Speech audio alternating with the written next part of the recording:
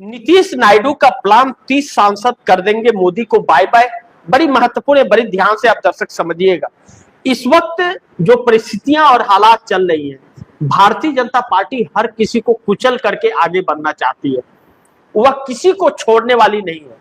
कहते हैं कि डायन भी 7 घर छोड़ करके किसी को डसती है जहां पर रहती है, लेकिन यहां तो घर के अंदर ही डसा जा रहा है। ऐसे में मोदी और शाह की जो जोड़ी है, यह नफरत से भरी जो दिख रही है, जब अपनों पर ही यह लगाम कसने की कोशिश और धोखा देने की कोशिश करती है तो टूट पक्का है। क्योंकि घमासान जिस तरह से एनडीए के अंदर मचा हुआ है और एनडीए के अंदर जिस तरह से आशंकित है, लोग संदेह करते हुए एक दूसरे पर लग रहे हैं, इससे लगता नहीं कि बहुत ज्यादा दिन तक सब कुछ ठीक ठाक रहने वाला है।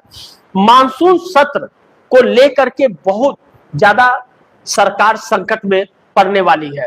मोदी सरकार जिस तरह से डरी हुई है मानसून सत्र को लेकर के, कहीं ऐसा न हो कि मानसून सत्र के अंदर मोदी शाह के लिए उल्टा पड़ जाए, इस बात का डर सरकार को सता रहा है। इसीलिए किसी भी कीमत पर मानसून सत्र तक भारतीय जनता पार्टी अपने 240 के आंकड़े को 260 और 265 पहुंचाना चाहती है। 260 और 265 तक अगर पहुंच गया तब 272 में दिक्कत नहीं होगी, लेकिन 260 से अगर कम रहा तो फिर मोदी के लिए बड़ी दिक्कत हो जाएगी। और यह चीजें नीतीश नायडू जिस तरह से इस वक्त उनका रंग ढंग है, जिस तरह से सोचने का नजरिया है, वह मोदी को रास नहीं आ रहा है। मोदी इस बात को लेकर के आशंकित हैं कि नीतीश के जो बयान नीतीश की पार्टी के लोगों के आ रहे हैं, उपेंद्र कुशवाहा, जीतन राम मांझी के जो बयान आ रहे हैं, और जिस तरह चंद्रबाबू नायडू अपनी सिंपैथी ममता बनर्जी के साथ दिखा रहे हैं और सरकार पर दबाव बना रहे हैं कि यह अच्छा काम नहीं है और सरकार को इस पर सोचने के लिए मजबूर कर रहे हैं, उस यह पता चल रहा है कि एनडीए गठबंधन के अंदर टकराव बढ़ गया है। एकनाथ शिंदे बहुत डरे हुए हैं, एकनाथ शिंदे के लोग डरे हुए हैं।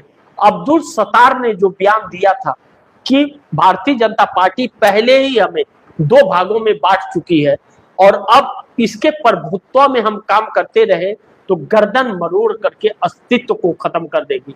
आधिकारिक तौर पर बयान दिया था अब्दुल सत्तार, शिवसेना एकनाथ शिंदे के नेता ने, जो एकनाथ शिंदे के बड़ी नजदीकी कहे जाते हैं अब्दुल सत्तार। ऐसे में एकनाथ शिंदे अब सोच विचार में लगे हैं। पहले भी भारतीय जनता पार्टी से लगातार टकराव रहा, भारतीय जनता पार्टी के लोग मारपीट करते रहे नेता मंत्रियों के साथ, लेकिन अब पार्टी बचाने की बात है।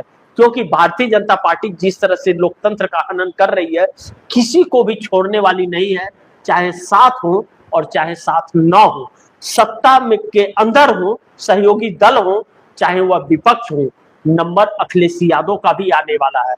इसलिए अब नीतीश नायडू कब तक बचते रहेंगे या टूट जाएंगे।